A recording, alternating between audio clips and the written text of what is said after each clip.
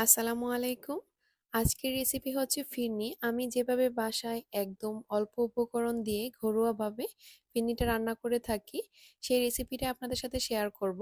একদম সিম্পল উপকরণ দিয়ে রান্না করলেও কিন্তু ফিরনিটা খেতে ভীষণ মজা হয়ে থাকে। আশা করছি আপনাদের কাছে রেসিপিটা খুবই ভালো লাগবে। তাহলে চলুন আর কথা না বাড়িয়ে আমরা রেসিপিটি দেখে নিই।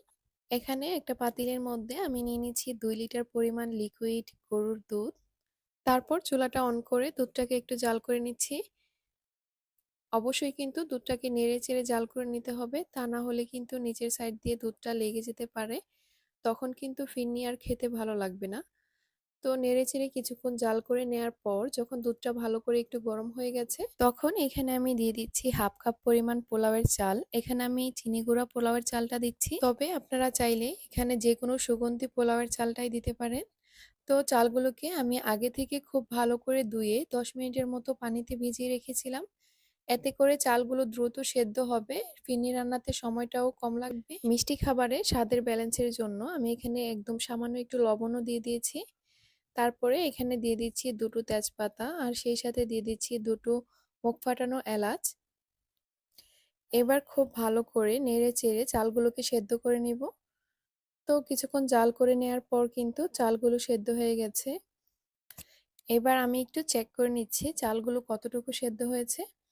এই তো আমি একটু চেক করে নিচ্ছি, চালগুলো কিন্তু একদম পুরোপুরি সেদ্ধ হয়নি। আমি হাতের মধ্যে নিয়ে যখন একটু চাপ দিয়েছি, তখন বোঝা যাচ্ছে চালগুলোর মধ্যে একটু দানা দানা ভাব আছে। তো এগুলোকে আমি আরো একটু ভালো করে জাল করে নিব, যেন চালগুলো একদম পুরোপুরি সেদ্ধ হয়ে যায়। হাতের মধ্যে নিয়ে চাপ দিলে পুরো চালটাই যেন একদম নরম হয়ে গলে যায়, ঠিক সেই পর্যন্ত আমি চালগুলোকে সেদ্ধ করে নিব। আর এই পর্যায়ে আমি যেই এলাচ আর তেজপাতাগুলো দিয়েছিলাম সেগুলোকে উঠিয়ে নিচ্ছি। এলাচ আর তেজপাতার যে একটা ফ্লেভার, সেটা কিন্তু অলরেডি দুধের মধ্যে ছড়িয়ে পড়েছে। আর এইগুলোকে যদি আরো বেশিক্ষণ সময় ধরে জাল করা হয়, তখন এগুলোর যে একটা স্ট্রং ফ্লেভার সেটা পুরো ফিরনিতে ছড়িয়ে পড়বে। তখন ফিরনির যে একটা আলাদা গ্রান আছে, সেটা আর বেশি পাওয়া যাবে না, তখন খেতেও কিন্তু ভালো লাগে না। এবার আমি আবারও চালগুলোকে একটু চেক করে নিচ্ছি কতটুকু সেদ্ধ হয়েছে। এই তো এই পর্যায়ে কিন্তু চালগুলো একদম পুরোপুরি সেদ্ধ হয়ে গেছে।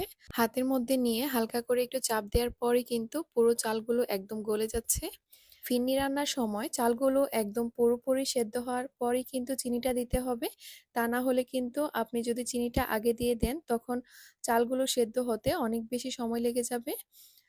তো চালগুলো সিদ্ধ হবার পর আমি এখানে দিয়ে দিচ্ছি 1 কাপ পরিমাণ চিনি। আর এই চিনির মধ্যে আমি দিয়ে দিচ্ছি 2 টেবিল চামচ পরিমাণ গরুর দুধ। এবার চিনির সাথে দুধটাকে খুব ভালো করে মিশিয়ে নিচ্ছি।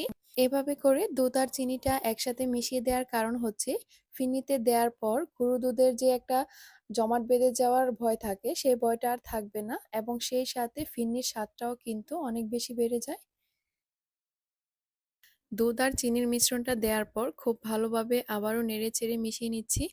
আর এই পর্যায়ে কিন্তু অনবরত নেড়ে চেড়ে জাল করতে হবে, তা না হলে কিন্তু নিচের সাইড দিয়ে লেগে যাবে। তখন ফিরনির যে একটা স্বাদ, সেই স্বাদটা কিন্তু আর পাওয়া যাবে না।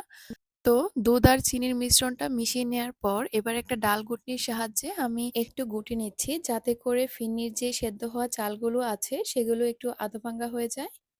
খুব বেশিক্ষণ গোটা যাবে না, তাহলে কিন্তু চালগুলো একদম পুরোপুরি গলে যাবে, তখন খেতে আর ভালো লাগবে না। তো এগুলো একটু গুটে নেওয়ার পর এই তো দেখতেই পাচ্ছেন ফিরনিটা কিন্তু আরো একটু আঠালো হয়ে গেছে। ফিরনি রান্নার সময় কোনোভাবেই কিন্তু ফিরনিতে সর পড়তে দেওয়া যাবে না। যখনই সর পড়বে তখনই নেড়ে চেড়ে ভালোভাবে পুরো ফিরনিতে সরটাকে ভেঙে মিশিয়ে দিতে হবে। এই তো ফিরনিটা কিন্তু অনেকটা পরিমাণ ঘন হয়ে গেছে। আর আপনারা আপনাদের পছন্দ মতো যেটুকু ঘনত্বে ফিরনি খেতে পছন্দ করেন, ঠিক সেই পরিমাণ ঘনত্বে নামিয়ে নিবেন। আর এই ফিরনিটা কিন্তু ঠান্ডা হয়ে যাওয়ার পর আরো একটু ঘন হয়ে যাবে। আমি এরকম ঘনত্বেই চুলাটা অফ করে দিচ্ছি, কারণ এটা ঠান্ডা হলে আরেকটু ঘন হয়ে যাবে। এবার আমি ফিরনির উপর দিয়ে ডেকোরেশনের জন্য দিয়ে দিচ্ছি কিছু কাঠবাদাম কুচি, এবং সেই সাথে দিয়ে দিচ্ছি কিছু কিশমিশ। যারা বাদাম খেতে পছন্দ করেন তারা কিন্তু অবশ্যই এই কাঠবাদাম কুচিগুলো ফিরনিতে দেবেন। ফিরনিটা খাওয়ার সময় যখন বাদামগুলো দাঁতের কামড়ে পড়ে, তখন বাদামের একটা ফ্লেভার আসে, ফিরনিটা খেতেও আরো বেশি ভালো লাগে। আশা করছি আমার আজকের এই সহজ ফিরনির রেসিপিটি আপনাদের কাছে ভালো লাগবে। একদমই ঘরোয়া রেসিপিতে আপনাদের সাথে শেয়ার করেছি। আমার আজকের এই রেসিপিটি যদি আপনাদের কাছে ভালো লেগে থাকে তাহলে প্লিজ একটা লাইক দিবেন। আর এই ধরনের সহজ রেসিপি যদি আরও পেতে চান তবে আমার চ্যানেলটি সাবস্ক্রাইব করে রাখতে পারেন। আজকে এই পর্যন্তই। আল্লাহ হাফেজ। আসসালামু আলাইকুম।